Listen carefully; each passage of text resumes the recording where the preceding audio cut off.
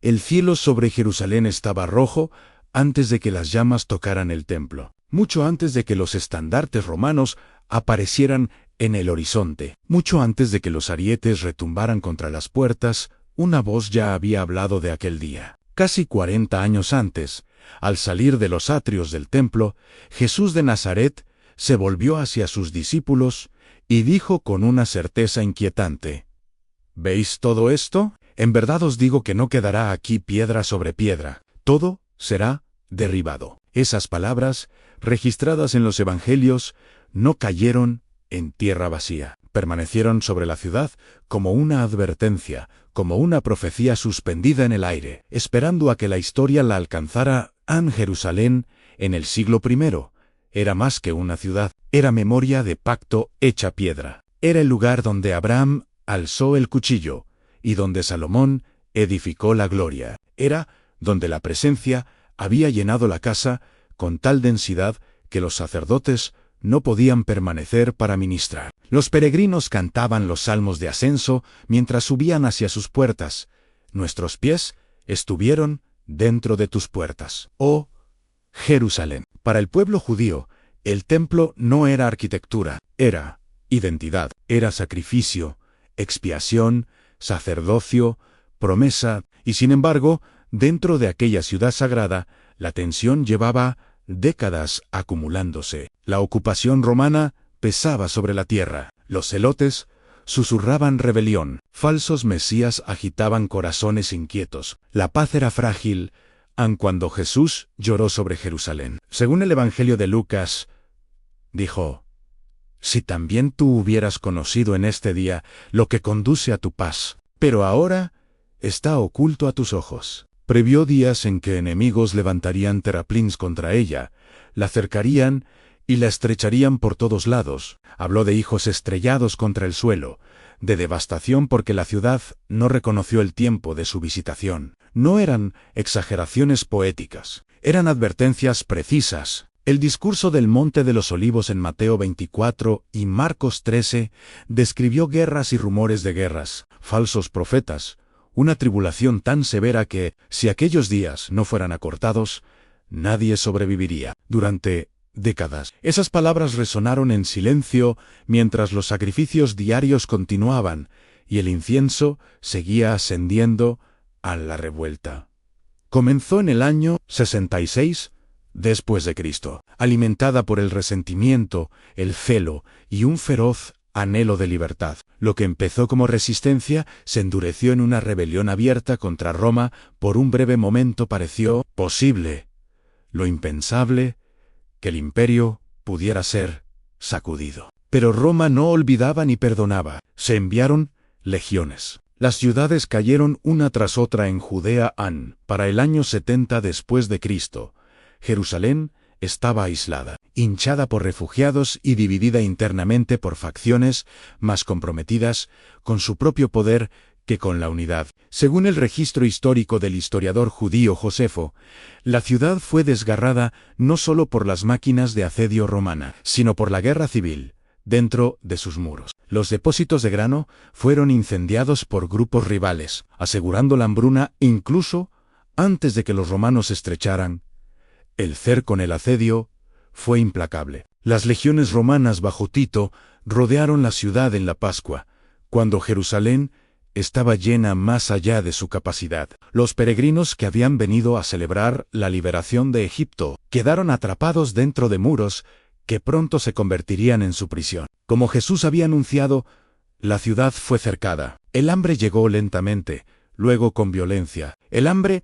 disolvió la dignidad. Los fuertes se debilitaron. Los débiles colapsaron. Lamentaciones, escritas siglos antes por la destrucción de Babilonia, parecían repetirse en tiempo real.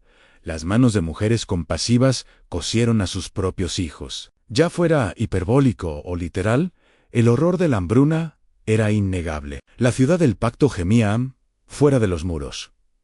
La disciplina romana era metódica. Las rampas de asedio se elevaban contra fortificaciones que alguna vez parecieron impenetrables. La fortaleza Antonia cayó. El combate se acercó al monte del templo. Las llamas comenzaron a consumir las estructuras exteriores. Algunos relatos sugieren que Tito deseaba preservar el templo como monumento. Otros afirman que la furia de la batalla hizo imposible cualquier contención. Lo cierto es que el fuego se propagó. El oro se derritió y corrió entre las piedras. En su frenesí por recuperar el metal precioso, los soldados separaron los enormes bloques, cumpliendo con sobrecogedora literalidad la profecía de que no quedaría piedra sobre piedra cuando el santuario ardió. Algo más que un edificio se derrumbó. Durante siglos, la expiación había sido mediada por el sacerdocio y el sacrificio. Corderos eran sacrificados cada mañana y cada tarde. La sangre era rociada sobre el altar. El día de la expiación llegaba cada año con solemne reverencia.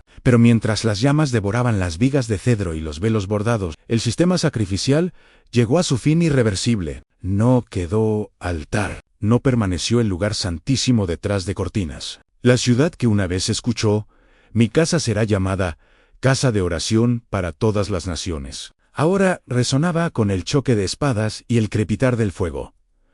Sin embargo, la destrucción no tomó al cielo por sorpresa. Los escritores del Nuevo Testamento ya habían proclamado que un sacrificio mayor había sido ofrecido. La epístola a los Hebreos habla de un sumo sacerdote que entró no en un santuario hecho por manos, sino en el cielo mismo. Declara que la sangre de toros y machos cabríos nunca podría quitar los pecados, pero que Cristo se ofreció a sí mismo, una vez y para siempre. Décadas antes del año 70, después de Cristo, el velo del templo se rasgó de arriba abajo en el momento de la muerte de Jesús. Ese desgarramiento fue señal y anuncio. El acceso a Dios ya no sería mediado por muros de piedra en Jerusalén, sino por un Mesías crucificado y resucitado. Para los primeros cristianos, la caída de Jerusalén no fue solo tragedia, fue confirmación. El mismo Jesús que predijo la traición y la crucifixión había anunciado la destrucción. La generación que escuchó su voz presenció el cumplimiento de su advertencia. De cierto os digo que no pasará esta generación hasta que todo esto acontezca. En menos de 40 años, el templo yacía en ruinas. La administración del pacto centrada en los sacrificios terminó. La Iglesia, esparcida por el mundo romano, comenzó a comprenderse no como una secta dentro del judaísmo del templo, sino como la comunidad del nuevo pacto para el pueblo judío. Sin embargo, la pérdida fue inconmensurable. El templo había anclado la vida religiosa. Sin él, la identidad tuvo que ser replanteada. El judaísmo rabínico surgiría eventualmente centrado en la Torá, la sinagoga y la oración, más que en el sacrificio. La dispersión se intensificó. Los cautivos fueron llevados lejos. El arco de Tito, en Roma, exhibiría más tarde relieves del candelabro llevado en triunfo, recordatorio permanente de que el imperio había aplastado la rebelión. Sin embargo, incluso en la dispersión, el pueblo perduró. Las promesas del pacto siempre incluyeron tanto juicio como esperanza. El lamento de Jesús sobre Jerusalén no terminó con la destrucción. Los profetas habían entrelazado juicio y restauración. Daniel habló de desolaciones decretadas, pero también de justicia eterna. Isaías vislumbró un siervo sufriente y una gloria futura. La caída en el año 70, después de Cristo, se erige como culminación y transición. Cerró una era definida por el ritual del templo y abrió una era definida por una proclamación global, el perdón de los pecados. Por medio del nombre de Jesús, la ciudad misma continuaría reconstruida en fragmentos, marcada pero habitada. Las piedras podían ser derribadas, la fe no podía extinguirse. El Evangelio, antes confinado en gran medida a Judea, avanzó con mayor claridad. Sin el peso gravitacional del templo, el mensaje cristiano se extendió decididamente hacia el mundo gentil. Las sinagogas permanecieron, pero el epicentro cambió. De Jerusalén a Antioquía y Éfeso a Gumao. Las comunidades se reunían en torno a las Escrituras y al partimiento del pan, más que alrededor del altar y el incienso mirando atrás. El cielo rojo sobre Jerusalén, en el año 70 después de Cristo, parece menos un accidente de guerra y más un punto de inflexión en la historia. Fue juicio anunciado, tragedia realizada y transición consumada. El Dios que una vez habitó entre querubines no fue derrotado por el fuego. La destrucción del templo no anuló el pacto. Transformó su expresión. Donde antes los peregrinos ascendían a un solo monte, ahora la adoración se eleva desde todas las naciones. Donde antes el sacrificio se repetía diariamente, ahora un solo sacrificio es proclamado suficiente.